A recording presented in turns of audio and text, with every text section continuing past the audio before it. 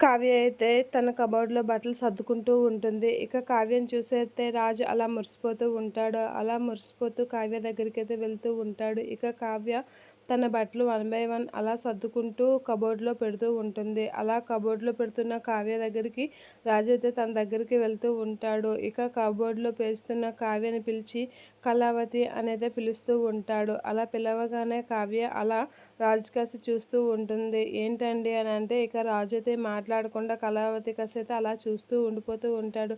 ఏంటి ఇతను ఇలా చూస్తున్నాడు అని అయితే కావ్య అలా అలా రాజు కాసి అయితే చూస్తూ ఉంటాడు.